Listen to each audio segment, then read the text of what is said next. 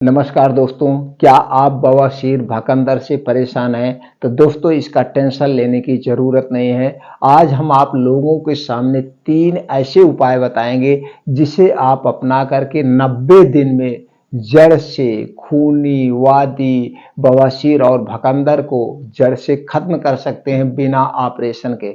Operation कराने की कोई ज़रूरत नहीं है और इसका लागत कुछ भी नहीं है। ये सारी चीज़ें आपके किचन में पड़ी हुई है जिसे अपना करके आप इसे ठीक कर सकते हैं। लेकिन मित्रों, सबसे पहले ये जानिए बवासीर होती क्यों है, बवासीर होने के कारण क्या है।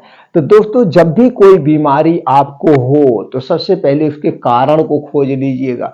जब आप उसके कारण को जान जाएंगे, वो कारण को हटा दीजिए, बीमारी फतह ठीक हो जाएगी।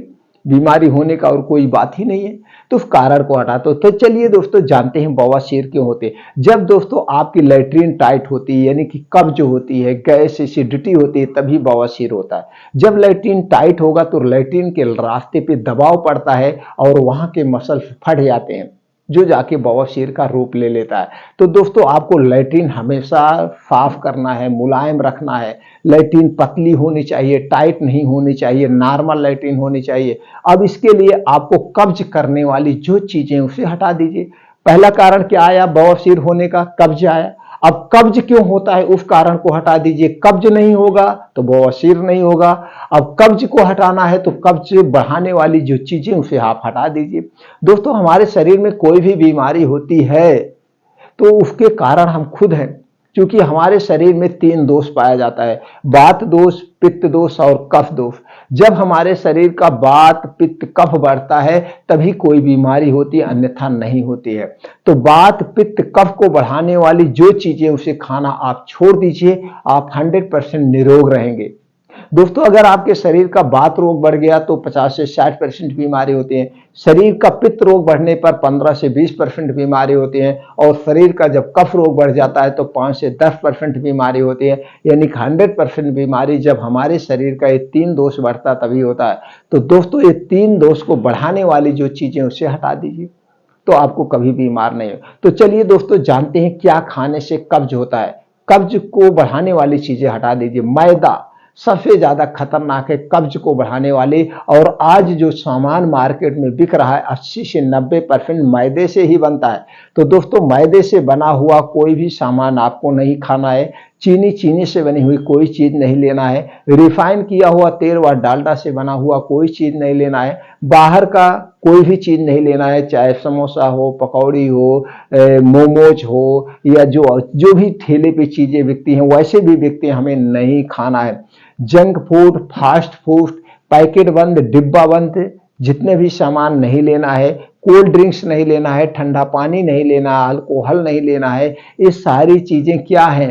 ये सारी चीजें वात, पित्त, कफ को बढ़ाती हैं और कब्ज कारक हैं। इन्हें आप तुरंत आप छोड़ दीजिए। अब आपको खाना क्या है? हरी साग सब्जी खाइए। आपका खाना सात्विक होना चाहिए। आपका खाना 70% सजीव होना चाहिए, निर्जीव खाना मत खाइए। निर्जीव जो मशीन द्वारा बनता है जैसे ब्रेड, पकौड़ा, ये सारी चीजें निर्जीव हैं, इसे कम खाइए। और आपके खाने में फल फूल खाइए, ताजे फल फूल खाइए, ओट्स खाइए, दलिया खाइए, ये बीज अंकुरित करके खाइए, ड्राई फ्रूट का सेवन करिए। इन सारी चीजों का आप सेवन करेंगे, कब्ज से बने रहेंगे। अब और क्या करना है आपको? पानी ज्यादा मात्रा में पीना है।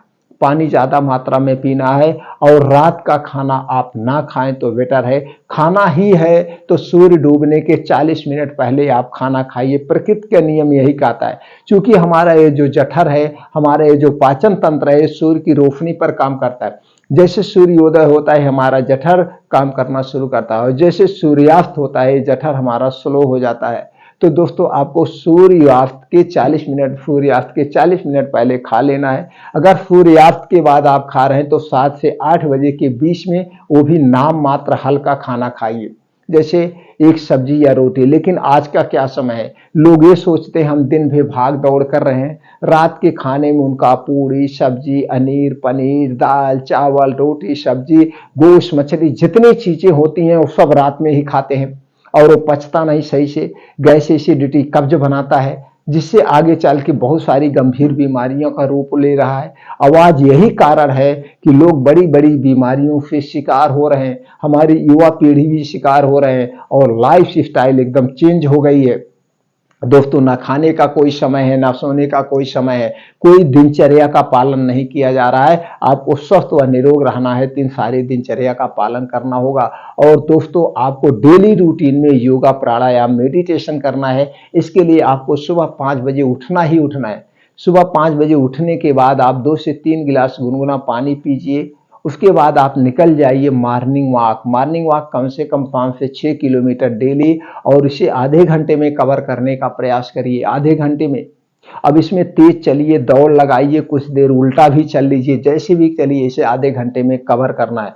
जब इसे आधे घंटे में आप कवर करेंगे तो दोस्तों, नॉर्मली जो आपका हार्ट पंप कर रहा है इसका 10 गुना ज़्यादा हो जाता है, और आपके शरीर में ब्लड सर्कुलेशन तेज हो जाता है, जिससे शरीर में गर्मी होती है, और गर्मी की वजह से पसीने के माध्यम से शरीर के कुछ विषैले पदार्थ बाहर हो जाते हैं, और शरीर के अंदर के आर्गन की एक्सरसाइज हो जाती है, यानी कि हीलिंग हो जाती है। अब मॉर्निंग वॉक नंगे पाँव करिए, जहाँ पे मिट्टी हो, जहाँ पे हरी घास हो, उसके भी बेनिफिट्स है।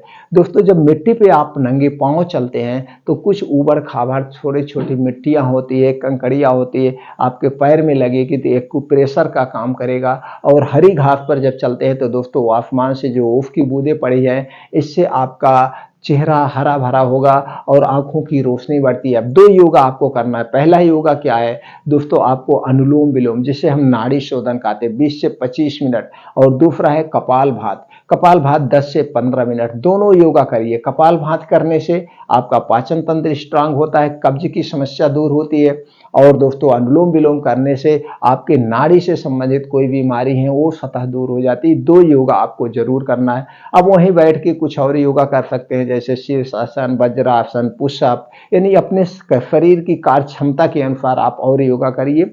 10 से 15 मिनट आप वहीं पे मेडिटेशन जरूर करना है। मेडिटेशन मेडिटेशन करने से आप दोस्तों चिंता मुक्त होते हैं, चिंता मुक्त होते, चिंताएं दूर होती, तो मेडिटेशन जरूर। अब ये 5 से 7 2 घंटा आप अपने शरीर के लिए निकालिए, इसे कभी स्किप मत करना। ये 2 घंटे का समय आप जरूर अपने लिए निकालिए। अगर ये 2 घंटे का समय आप अपने लिए निकाल रहे हैं तो हमेशा आप स्वस्थ व निरोग बने रहेंगे। ये हो गया दोस्तों। अब इसके बाद चलिए हम जानते हैं, अगर इतनी प्रक्रिया आप कर ले तो ऐसे भी आप स्वस्थ व निरोग बने रहेंगे, आपकी आधी बीमारी दूर हो गई। तो चलिए अब 3 उपाय हम बताते हैं, 3 उपाय कैसे करना है। पहला उपाय है दोस्तों मुनक्का का। आपको लाना है मार्केट से काला वाला, अच्छी वाला मुनक्का लाना है। तो मुनक्के में बिया होती है और काला होता है, यही उसकी पहचान है। आपको 6 से 7 मुनक्का मिट्टी के बर्तन में धुल करके आराम से आधे कप पानी में से भिगो देना है। रात में आप भिगो दीजिए, सुबह इसे जब मॉर्निंग वॉक योगा करके आप आएंगे तो इसका जो पानी है उसे पी लेना है। 6 से 7 जो मुनक्का है उसे खूब अच्छी तरह से चबा चबा के खा लेना है।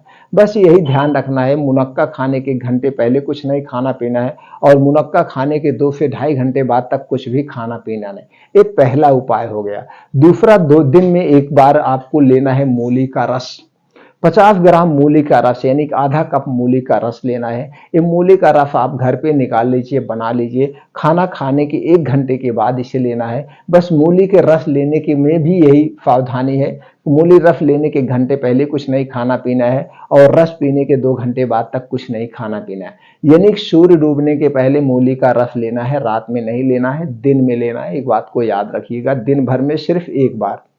ये दूसरी प्रक्रिया हो गई। और रात में तीसरी प्रक्रिया क्या करना है, 1 गिलास गुनगुना दूध लेना है। दूध आपके घर का होगा, पैकेट का दूध नहीं लेना है। दूध नहीं है तो 1 गिलास गर्म पानी आप ले सकते हैं, और इसी के साथ 1.5 चम्मच त्रिफला चूर्ण लेना है। रात में खाना खाने के 1 घंटे के बाद और सोने के 1 घंटे के पहले इसे लेना है। बस एक सावधानी है, इसे लेने के बाद पानी वानी आप नहीं पिएंगे, 1 घंटे के बाद ही सोना है। त्रिफला चूर्ण 1.5 चम्मच। अब ये तीनों प्रक्रिया कितने दिन तक करना है, 3 महीने तक, यानी कि 90 दिन तक। तो 90 दिन में अगर आप करते हैं, 3 महीने करते हैं, तो पुरानी से पुरानी बवासीर, चाहे वो 40 साल पुराने हो, 50 साल पुराने हो, 3 महीने में जड़ से खत्म हो जाएगी 90 दिन में। लेकिन उसके साथ साथ आपको परहेज करना पड़ेगा, वो सारी चीजें नहीं खाना जो हमने बताया। कब्ज नहीं होने देना है। अब दोस्तों जब आपका 3 महीने बाद बवासीर एकदम जड़ से खत्म हो जाएगी तो उसके बाद आपको यही सावधानी बरतना है, कभी आपको कब्ज नहीं होना चाहिए। इस बात का आप ध्यान रखेंगे। जब आपको कब्ज होगी तुरंत बवासीर आपको उभार कर जाएगी, क्योंकि वो कोई बीमारी है नहीं। जब लैट्रीन टाइट होगी तो वहां पे लैट्रीन के रास्ते पे जोर पड़ेगा, वहां पे स्किन में रेशे पड़ जाएंगे, यानी दबाव आ जाएगा, फट जाएगा, तो बवासीर हो गया। तो दोस्तों सबसे पहला यही करना है, आपको कब्ज को दूर करना है। अपनी लाइफ स्टाइल चेंज करिए, घर पे रह के अपने बवासीर भकंदर को जड़ से ठीक करिए। दोस्तों फिर मिलते हैं अगले वीडियो में नई जानकारी के साथ।